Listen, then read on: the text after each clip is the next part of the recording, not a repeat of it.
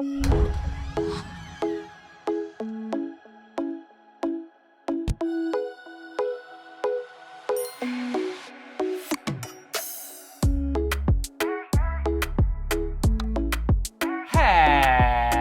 weekend. There it is. Now, here's the deal. Your time is valuable, especially on the weekends. I hope you're doing something fun this weekend. Therefore, if you are just like, you know what, I just need to see these scores, see what's, I don't need all the details. You already saw them, okay? Rewind about 20 seconds in the intro, and I already put them on the screen. But if you want a little more detail, watch the entire shoe review, okay? Let's dive into the upper first, prime knit upper, and a little loosey-goosey through the eyelet chain.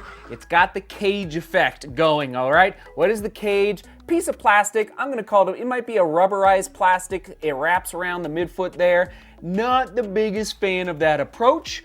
If you are a fan of what we call the cage in the running shoe review world, it just is old school, that approach to a lockdown. I am gonna say though, as far as comfort goes, probably the highlight of the entire shoe is the heel counter, specifically the padding on the inside of specifically not just in the back, but on the medial and lateral side. I like that approach there. Adidas for the heel counter. Overall, lockdown was fine, but the overall score again is way down because of the cage. It's just like, this is something you would see like 5 years ago, and they're still going for it. I'm not exactly sure why, but there you have it. Again, let us know in the comments if you are a fan of the cage, okay? Light Boost is 30% lighter. That's the midsole material, and I tell you what, it's not energetic, but it felt, comfortable with respect to, I'm putting it actually, other shoes to buy on your screen right now.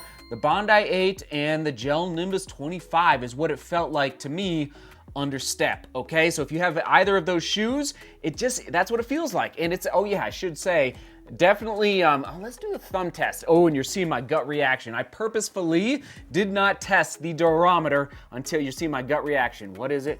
Can you guys see it? Can you see it? What is it? I'm gonna go high 40s. 40, okay, 39, interesting. Okay, that's saying 42 right there. Let's do the other side, medial side, 45, 46. So it felt like high 40s to me for the thumb test and during the 50 miles of testing. So, a fine score. Oh, but I gotta say, this shoe is made for the bigger, stronger runners. I think it's gonna go 600 plus as far as the durability. No doubt about it. And plus, the Continental rubber on the outsole, which is improved Continental rubber. All right, so you got that, see right there. I love that collaboration there, Adidas with Continental, and a nice decoupled groove. I'm telling you, they're moving in the right direction. I've never been a big fan of the Ultraboost lineup. It just has always felt a little clunky, a little big, a little heavy. By the way, 10 ounces in my size. That's I think 282 grams. That's pretty heavy. That's very heavy. Now, for an easy day shoe, and that's how I would use this shoe, easy day, daily trainer is fine, but man, it's nice actually for an easy day shoe to be a little heavier because it forces you to slow down a little bit. That's why the weight score, because that's heavy, but for an easy day, nice work there. So again, durability, I like it all. Overall for the entire shoe, I think if you just want to buy one shoe for the next 3, 4, 5 months, I think you could actually buy this shoe. I definitely would never tempo day in this. In long run, it'd be a little heavy, but hey, easy day, daily trainer, perfect. All right, price point though, woo, $190. I don't know that's a rough score right there. I don't know what's going on, but like 190. Am I missing something here? Adidas, what is going on? That is a pretty penny.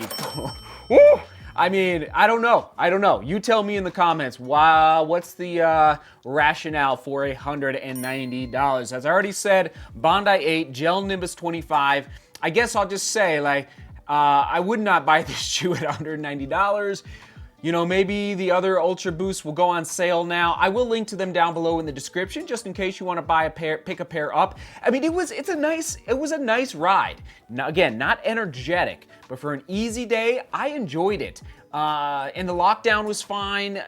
So anyway, it's just like, man, they are not messing around with that price point. Shoe quick specs one more time on your screen. Soak that in. And a little 6.6 out of 10 for the full review score. All right, it is what it is. It's interesting. Some of the scores were really high. Some of the scores were really low. It's like it kind of has a, so if they can decrease the price and work on a few other components, the price, that score will definitely move into the sevens. Oski501 said 2 years ago from, I think it was the Ultraboost 21 full review. Oski, I know you're still watching. A high stack height does not always mean a softer ride. That's what I said a couple years ago. This is why I come to this channel, Seth's channel, and a few others when I'm looking for a new shoe. Incisive analysis of shoes helps make a smart decision when buying. Thanks, Seth. You're welcome. And that's the truth. Like, look at that heel, huge, chunky heel, but it doesn't necessarily mean a soft ride. Just because a stack height in the heel might be really chunky, doesn't always translate to soft. That's why, again, Bondi and Gel Nimbus are other shoes you could consider buying, like this guy. Question of the day, maybe because it's the weekend, we're playing games at the DeMoor house. What game have you spent the most hours playing? For me, it's hands down Euchre. Euchre, who likes Euchre out there? I know in the Midwest it's popular. It's a card game. We've spent many an hour here at the DeMoor house playing Euchre. You let us know, and we'll go Ultraboost, old school Ultraboost review. This is one of the first reviews I think I ever did. Oh man, a long time ago at this point, right there. All right, love you guys. Onward and upward. Adidas Ultraboost Light, not bad, but pinching pennies is not the case today. All right, everyone, seek beauty, work hard, and love each other. See you tomorrow.